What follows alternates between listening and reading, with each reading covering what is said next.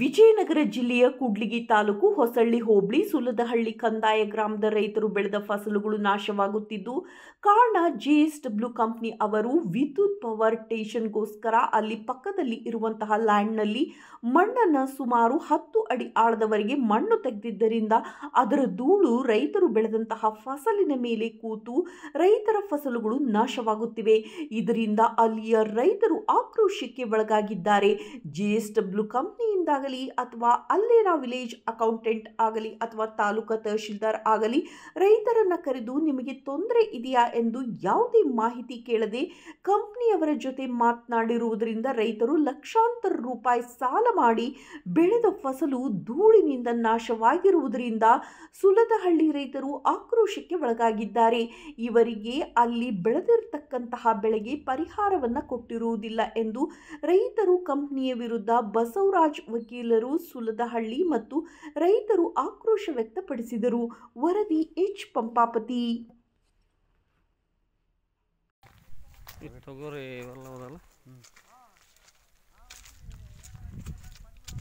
ಇದಕ್ಕೆಲ್ಲ ಧೂಳು ತೊಗರಿಗೆಲ್ಲ dust full ಐತಲ್ಲ, ಬೆಳೆ ಕಡಿಮೆ, ಬೆಳೆ ನಷ್ಟ.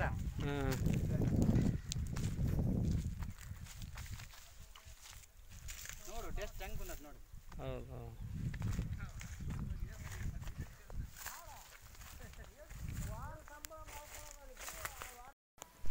ಹೇಳ್ರಿ. ವಿಜಯನಗರ ಜಿಲ್ಲೆ ಕೂಡ್ಲಿಗಿ ತಾಲೂಕು ಸುಲದಹಳ್ಳಿ ಗ್ರಾಮ. ಇಲ್ಲಿ ನಮ್ಮ ಹೊಲದ ನಿಮ್ಮ ಹೆಸರು ಮಲಿಯಪ್ಪ. ಏನು ಸಮಸ್ಯೆ ಆಗೈತೆ? ಇಲ್ಲಿ ಜೆಎಸ್ಡಬ್ಲ್ಯೂ ಕಂಪ್ನಿಯಾಗಿ ನಮ್ಮ ಹೊಲದ ಪಕ್ಕ 341/B ಅವರು ಯಾವ ಇದು ಪರ್ಮಿಷನ್ ಇಲ್ಲದೆ ಯಾವುದಿಲ್ಲದೆ ಅದು ಏನು ಮಾಡಿದಾರೋ ಗೊತ್ತಿಲ್ಲ. ಬೆಳೆ ಹಾನಿ, ಈ ಧೂಳಿಂದ ಹೂ ಡ್ರಾಪ್ ಆಗೋದು ಎಲ್ಲ, ಈಗಿನ ಟೊಮಾಟೊ ರೇಟಿನೊಳಗೆ ಈ ಬೆಳೆ ಎಲ್ಲ ನಷ್ಟ ಆಗಿ ರೈತರಿಗೆ ಯಾವುದು ಪರಿಹಾರನೇ ಇಲ್ಲ. ಯಾವುದು ಎಲ್ಲೈತದು ಧೂಳು ಎಲ್ಲೈತೆ? ಪಕ್ಕದ ನಮ್ಮ ಹೊಲದ ಪಕ್ಕದಾಗ ಎಲ್ಲಿ? ನಮ್ಮ ಹೊಲದ ಮ್ಯಾರೇಜ್ನಾಗೆ. ಇದೌದಾ? ಇದೇ ಕಂಪ್ನಿನಾ? ಅದೇನು ಹೊಲ ಮಾರಿರೋದ? ಮಾರಿದ್ದಾರೆ ಮಣ್ಣೆಲ್ಲ ಕೀಳ್ತಿದಾರೆ, ಪರ್ಮಿಷನ್ ಏನಿಲ್ಲ, ಗೊತ್ತಿಲ್ಲ ಅದೇನು ಪರ್ಮಿಷನ್ ಅದು ಗೊತ್ತಿಲ್ಲ. ಈಗ ನಿಮಗೆ ಈ ತೊಂದರೆ ಏನಾಗೈತೆ? ಈ ಬೆಳೆ ಧೂಳಿಂದ ನಮಗೆ ಬೆಳೆ ಬರ್ತಾ ಇಲ್ಲ, ಹೂ ಕಟ್ಟಾಗ್ತೈತೆ. ಈಗಿನ ಟೊಮಾಟೊ ರೇಟಿನೊಳಗೆ ಆಮೇಲೆ ಈ ಕಡೆ ಇದು ಸೌತೆ ಬೆಳೀತಾ ಇಲ್ಲ, ಯಾವ್ದು ಬೆಳೆಗೆ ತೊಗರಿ ಬೆಳೀತಾ ಇಲ್ಲ, ಶೇಂಗಾ ತೊಗರಿ. ಆಮೇಲೆ ಒಂದ್ಸಲ ತಹಸೀಲ್ದಾರ್ ಬಂದಿದ್ರು. ತಹಸೀಲ್ದಾರ್ ಬಂದು ಅವರು ಇಲ್ಲಿ ಕೆಲಸ ಮಾಡೋದೆಲ್ಲ ನೋಡಿ ಇದಕ್ಕೇನು ಪರಿಹಾರ ಅಥವಾ ಸುತ್ತ ಏನು ಮಾಡಬೇಕು ಏನಿಲ್ಲ ಅಂತ ಹೇಳಿದಾರೆ. ಏನು ಹೇಳಿದರು ಏನೇ ಮಾಡಿದಾರೆ ಅಂತ ಏನೂ ಗೊತ್ತಿಲ್ಲ. ತಹಸೀಲ್ದಾರ್ ಬಂದು ಹೋದಾಗ ನಮಗೆ ಏನಾನ ಒಂದು ರಕ್ಷಣೆ ಸಿಗ್ತತೆ ಸುತ್ತಮುತ್ತ ರೈತ. ಅದೇ ಈಗ ಇಲ್ಲಿ ಮಣ್ಣು ಇರಕಾಲ ತಡೆಗೋಡೆ ಏನಾದರೂ ಮಾಡಬೇಕಾಗಿತ್ತು. ಅವ್ರು ಒಟ್ಟು ಏನು ಹೇಳಿದಾರೆ ಗೊತ್ತಿಲ್ಲ. ತಹಶೀಲ್ದಾರ್ ತಡೆಗೋಡೆ ಮಾಡಿ ಆಮೇಲೆ ಸುತ್ತ ತಡೆಗೋಡೆ ಮಾಡಿ ಮಾಡ್ಬೇಕಾಯ್ತು. ಅವ್ರು ಯಾವುದೇ ಒಂದು ಸುತ್ತ ತಡೆಗೋಡೆ ಮಾಡದೆ, ಯಾವುದೇ ಒಂದು ಜಿಲ್ಲಾಧಿಕಾರಿಯಿಂದ ಆಗಲಿ ಒಂದು ಇದರಿಂದ ಏನು ಪರ್ಮಿಷನ್ ಇಲ್ಲದೆ ಇಲ್ಲಿ ಅಕ್ಕಪಕ್ಕ ರೈತರು ಕೂಡ ಒಂದು ಮೀಟಿಂಗ್ ಮಾಡಿದೆ, ಒಂದು ಇಂಟಿಮೇಷನ್ ಇದು ಮಾಡಿದೆ, ಮಾಹಿತಿ ನೀಡಿದೆ. ಇಲ್ಲಿರ್ತಕ್ಕಂಥ ಸುತ್ತ ಈಗ ಈ ಅವರು JCP ಏನು ಇದು ಮಾಡ್ತಾ ಇದಾರಲ್ಲ, ಡಿಕ್ಕಿಂಗ್ ಮಾಡ್ತಾ ಇದಾರಲ್ಲ, ಆ ಡಿಕ್ಕಿಂಗ್ ಇಂದ ಬರ್ತಕ್ಕಂಥ ಧೂಳಿಂದ ಈ ಬೆಳೆಗಳಿಗೆಲ್ಲ ಫುಲ್ ತೊಂದರೆ ಆಗ್ತೈತೆ. ಇದಕ್ಕೆ ಯಾರನ್ನ JSWR ಈಗ ಕಂಪ್ನಿ ಇವರು ಯಾಗ ಇಲ್ಲಿ ಕೆಲಸ ಮಾಡೋರನ್ನ ಕೇಳಿದ್ರೆ ನಮ್ಮ ಮೇಲೆ ಬಾಸ್ ಬಂದಿಲ್ಲ, ಅವ್ರು ಬಂದಿಲ್ಲ, ಇವ್ರು ಬಂದಿಲ್ಲ ಅಂತ ಹೇಳ್ತಾರೆ. ಈ ಥರ ಹೇಳಿ ನಮ್ಮ ಫಲಗಳಿಗೆಲ್ಲ ಫುಲ್ಲು ತೊಂದರೆ ಆಗ್ತೈತೆ. ಆದಷ್ಟು ಬೇಗನೆ ಇಲ್ಲಿರ್ತಕ್ಕಂಥ ಸುತ್ತಮುತ್ತ ರೈತರನ್ನೆಲ್ಲ ಆ ಕಂಪ್ನಿಯವ್ರನ್ನ ಕರೆಸಿ, ಈ ಸುತ್ತಮುತ್ತ ರೈತರನ್ನೆಲ್ಲ ಕರೆಸಿ ಇದಕ್ಕೇನಾನ ಒಂದು ರಕ್ಷಣೆ ವ್ಯವಸ್ಥೆ ಮಾಡಬೇಕು, ಈ ಬೆಳೆಗಳಿಗೆ ಏನು ತೊಂದರೆ ಆಗ್ಲಿದ್ದಂಗೆ. ಆಮೇಲೆ ಅವರು ಕೂಡ ಒಂದು ಜಿಲ್ಲಾ ಮಟ್ಟದಿಂದ ಆಗಲಿ ಒಂದು ತಾಲೂಕು ಮಟ್ಟದಿಂದ ಯಾವ್ಯಾವ ಒಂದು ಪರ್ಮಿಷನ್ ತಗೊಂಡು ಮಾಡಬೇಕು. ಯಾವುದು ಏನು ಇಲ್ದಂಗೆ ಅವ್ರು ಮಾಡ್ತಾ ಇದ್ದಾರೆ ಅನ್ನೋದು ಇಲ್ಲಿ ಮೇಲ್ನೋಟಕ್ಕೆ ಕಾಣ್ತಾ ಇದೆ. ಯಾಕಂದ್ರೆ ಅವ್ರು ಯಾವುದೇ ಒಂದು ಡಿಕ್ಕಿಂಗ್ ಒಂದು ಮೈನಿಂಗ್ ಕಂಪ್ನಿಯಿಂದ, ಮೈನಿಂಗ್ ಆಫೀಸಿಂದಾಗಲಿ ತಹಸೀಲ್ದಾರಿಂದಾಗಲಿ ನಮ್ಮ ವಿತೌಟ್ ಇಲ್ಲಿ ಗ್ರಾಮ ಪಂಚಾಯತ್ ಆಡಳಿತದಿಂದ ಕೂಡ ಯಾವುದೇ ಒಂದು ಪರ್ಮಿಷನ್ ಇವ್ರು ತಗೊಂಡಿಲ್ಲ. ಹಾಗಾಗಿ ರೈತರಿಗೆ ತೊಂದರೆ. ನಿಮ್ಮ ಹೆಸರು? ನಮ್ಮ ಹೆಸರು ಬಸವರಾಜ್ ಅಂತೇಳಿ, ನಮ್ದು ಇಲ್ಲೇ ಸುಲದಹಳ್ಳಿ. ನೀವೇನು ಕೆಲಸ? ನಾವು ವಕೀಲರು ಇದ್ದೀವಿ. ನಾವು ರೈತರು ಕೂಡ ನಾವು ಕೂಡ ಕೆಲಸ ಮಾಡ್ತೀವಿ. ಇದು JSW ಕಂಬ ನೆಟ್ಟಿದೆ ಸರ್. 20 ಅಡಿಯಲ್ಲಿ 33 ಲೈನ್, 20ರಿಂದ 22 ಅಡಿ ಅಷ್ಟೇ ಇರ್ಬೋದು. ಇದು ಲೈನು 33 KV ಲೈನ್ ಸರ್ ಇದು. ಹಂಗಾಗಿ ಮುಂದೆ ನಮಗೆ ರೈತಾಪಿ ಕುಟುಂಬಕ್ಕೆ ಮುಂದೆ ತೊಂದರೆ ಆಗ್ಬೋದು ಅಂತ ನಮಗೆ ಅನುಮಾನ ಆಗಿದೆ. ನಮಗೆ ಹೇಳಿದ್ದ ಬೇರೆ, ಇವ್ರು ಮಾಡೋದ ಅವ್ರು ಹಾಕಕ್ಕಾರ ಸಣ್ಣ ಲೈನ್ ಅಂತ ಹೇಳಿದ್ರು. ಸಣ್ಣ ಲೈನ್ ಅಂತ ಹೇಳಿದಾರೆ ಸರ್. ಅಲ್ಲ ನಿಮಗೆ ಕಂಬಗಳು ಹೊಲ್ದೊಳಗೆಲ್ಲ ಕುಂದ್ರಿಸ್ತಾರಲ್ಲ, ಮುಂದೆ ತೊಂದರೆ ಆಕತ್ತ ನಿಮಗೆಲ್ಲ, ಮುಂದೆ ಡೆವಲಪ್ಮೆಂಟ್ ಆದ ಏನಾದತ್ತು? ಸಣ್ಣ ಕಂಬ ಸಣ್ಣ ಲೈನ್ ಅಂತ ಹೇಳಿದಾರೆ ಸರ್.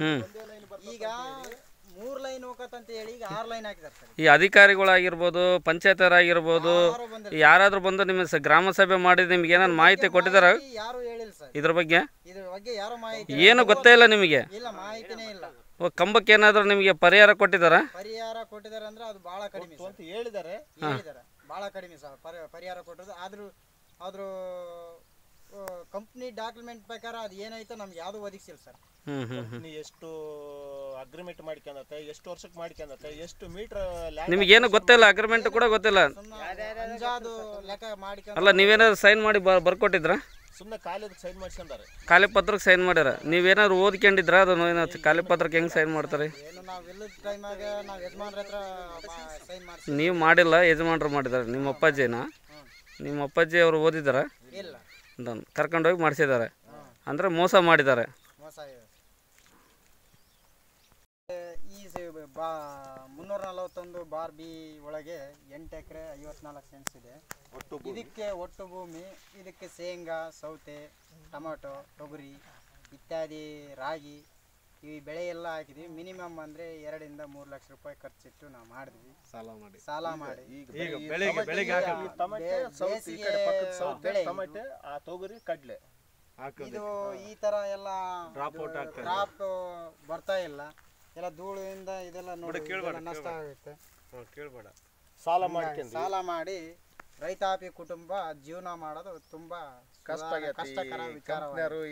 ಹೂವೆಲ್ಲ ಧೂಳದಿಂದ ಹೂವೆಲ್ಲ ಡ್ರಾಪ್ ಆಗ್ತಾ ಇದಾವೆ. ನಿಮಗೆ ಮುಂದೆ ಸಾಲ ತೀರ್ಸಕ್ ಆಗುತ್ತೆ ಇಲ್ಲ ಅಂತ ಭಯ ಸ್ಟಾರ್ಟ್ ಆಗಿದೆ. ಈ ತರ ಎಲ್ಲ ಕೆಲಸ ಮಾಡಿದಾಗ ಇಲ್ಲೆಲ್ಲ ಧೂಳು ಬಂದು ಹೊಲದ ಮೇಲೆ ಕುಂತು. ಈ ಕಂಪನಿಯವ್ರು ನಿಮ್ನೇನ ಕರೆ ಕಳಿಸಿದ್ರ? ನಿಮ್ನೇನಾದ್ರೂ ಪರಿಹಾರ ಅನ್ನೋದು ಏನಾದ್ರು ಮಾಡಿದ್ರ ನಿಮಗೆ? ಅಂತಂದು ಹೇಳಿ ಮಾಡಿದ್ರು ಅವ್ರು. ಹಂಗಾಗಿ ಅವ್ರು ಏನು ಹೇಳ್ದಾರೆ ಒಂದು ಫೋಟೋ ತಕೊಂಡು ಹೋಗಿದ್ದಾರೆ. ಅಲ್ಲ, ಪರಿಹಾರ ಅಂತ ಏನು ಮಾಡಿದ್ರು? ಏನು ಹೇಳಿಲ್ಲ. ಮತ್ತೆ ಏನೋ ಮಾಡಿದ್ರಂತಲ್ಲ? ಮತ್ತೆ ನೀವು ಕೆಲಸ ನಿಲ್ಸ್ಬೋದಾಗಿತ್ತಲ್ಲ? ಕೆಲಸ ನಿಲ್ಸಿದೀವಿ. ಬಂದು ಅವರು ರಿಕ್ವೆಸ್ಟ್ ಮಾಡ್ಕೊಂಡ್ರು. ಅದು ನಾವೇನೋ ಮಾಡ್ತೀವಿ, ಕ್ರಮ ಜರುಗಿಸ್ತೀವಿ ಅಂತ ಹೇಳಿದ್ರು. ಅವ್ರು ಇದುವರೆಗೆ ಯಾವ್ದು ಸೂಚನೆ ಬಂದಿಲ್ಲ. ತಹಸೀಲ್ದಾರ್ ಗಮನಕ್ಕೆ ಬಂದಿಲ್ಲ. ಅಲ್ಲ, ಮತ್ತೆ ಬಂದಿದ್ರಂತಲ್ಲ ತಹಶೀಲ್ದಾರ್? ನೋಡಿಲ್ಲ, ಅವ್ರು ನಾವು ನೋಡಿಲ್ಲ. ನಿಮ್ಮನ್ನ ಅವರು ಮಾತಾಡ್ಸಿಲ್ಲ ರೈತರನ್ನ? ತಹಶೀಲ್ದಾರ್ ಮತ್ತೆ ಇಲ್ಲಿರೋ ಹೊಲಗಳನ್ನ ಕರೆದು ಹೇಳಿಲ್ಲ ತಹಶೀಲ್ದಾರ್ ನಿಮಗೇನು ತೊಂದರೆ ಆಗುತ್ತೆ ಅಂತ ಹೇಳಿ? ವಿಲೇಜ್ ಅಕೌಂಟ್ರು ಯಾರು ಬಂದಿಲ್ಲ. ನಿಮ್ಮನ್ನೇನು ಮಾತಾಡ್ಸಿಲ್ಲ. ಅವ್ರ ಜಿಂದಲ್ದಷ್ಟೇ ಮಾತಾಡ್ಸಿ ಹೋಗ್ಬಿಟ್ಟಿದ್ದಾರೆ. ನಾವು ನೋಡಿಲ್ಲ, ಅವ್ರು ಬಂದಿರ. ನಿಮ್ಮ ಹೆಸರು? ಮಲಿಯಪ್ಪ. ನಿಮ್ದು ಭೂಮಿ ಇದು? ನಮ್ದು. ನಮ್ಮ ತಂದೆ ನಿಮ್ಮ ತಂದೆ ಹೆಸರು? ಅಣ್ಣ, ನಿಮ್ಮ ಹೆಸರು? ನಿಮ್ದು ಇದೇ ಊರ? ನೀವು ರೈತರ? ನೀವು ನಿಮ್ದು? ರಮೇಶ್. ಎಲ್ಲ ಸುಲ್ದಾಳೆ.